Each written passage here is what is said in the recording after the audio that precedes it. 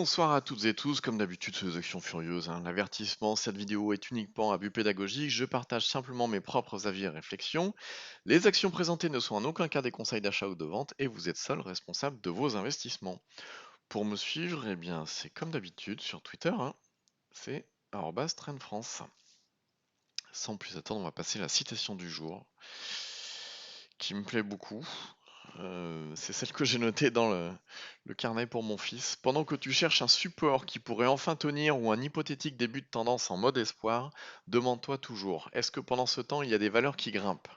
Car pendant que tu regardes celles qui ont les pieds dans la boue, d'autres vont en direction de la lune.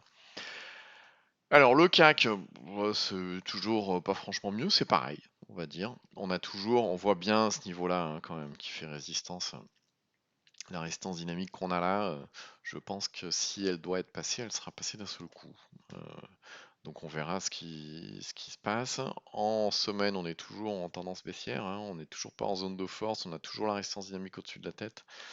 Donc pour l'instant, il faut rester prudent.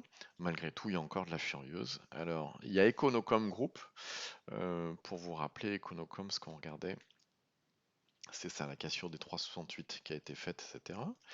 On a également Eramet qui prend 3,16 aujourd'hui, qui a gagné sa zone de force, donc magnifique. Vous savez, on avait des volumes qui étaient vraiment décroissants, donc on guettait la prochaine cassure de la résistance dynamique qu'il y a là et la ligne de trend, c'est ce qui s'est passé. Et là, il y a du volume, donc c'est pas mal. On a également Française d'énergie qui continue, depuis la cassure de l'oblique baissière qu'on surveillait. Boum, derrière c'est parti, il y a toujours du volume, c'est bien. Elles sont toutes en pleine zone de force, donc la zone bleu turquoise dans les unités jour, hebdo et mensuel. On a également IPN. IPN, pareil, allez, je vous le montre. En mensuel, voilà, on est en pleine zone de force, on a cassé les résistance dynamique et ça pousse, ça pousse, ça pousse. En semaine, pareil, on a repris appui sur les 14,78 qu'on surveillait. Et puis en journalier, bah, ça va, on avait anticipé la cassure, on était rentré bien avant, puisque on a ces points d'entrée là, ces points d'entrée là, ce point d'entrée là, et là, ça continue, et il y a du volume, donc c'est pas mal. On a également Ipsos. Ipsos, voilà ce qu'on surveillait. Alors c'est timide malgré tout. Mais alors en mois on est en pleine zone de force, il n'y a pas de problème. En semaine, voilà, ce qu'on surveillait c'était la cassure de cette zone-là. C'est timide. Donc il faut surveiller la semaine prochaine, ça peut peut-être aller plus haut. Malgré tout, on voit que les volumes arrivent, donc ça peut le faire, à voir. Moulin Vest qui va taquiner les plus hauts encore depuis la cassure de la résistance dynamique qu'on avait entouré ici. On a également aussi, bon, pour l'instant, elle stagne un petit peu, mais là, c'est vrai que c'est intéressant de la surveiller puisque il est possible qu'on sorte de cette zone-là. Alors, pour l'instant, les volumes sont toujours décroissants, mais ça peut être pas mal. Alors, effectivement, on surveillait en anticipation, déjà ici, ici et ici. On a également Recticel qui pousse, qui pousse, qui pousse, vraiment pas mal. Donc, on surveillait la cassure de l'oblique baissière qu'il y a là, mais effectivement, on avait anticipé depuis un moment. Pourquoi? Ce qu'on jouait, c'était en bougie, non pardon, excusez-moi, hop, en bougie semaine, voilà, la cassure de cette oblique baissière là, et puis le retour en zone de force. Effectivement, si on vient en jour, le retour en zone de force s'était effectué par là, on avait deux points d'entrée potentiels, et là on a un troisième point d'entrée potentiel.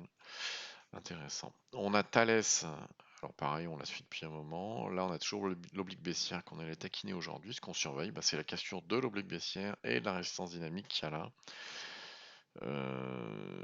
Donc Thales, je vous le rappelle, en semaine, voilà, notre scénario, c'était cassure d'ici et derrière. Ça pousse, ça pousse. On a également UCB, pareil, cassure ici de l'oblique baissière. UCB, ce qu'on surveillait, c'était donc l'anticipation de cette cassure-là, donc de cette semaine en cours. Donc effectivement, c'est pour ça que le précédent signal était lundi.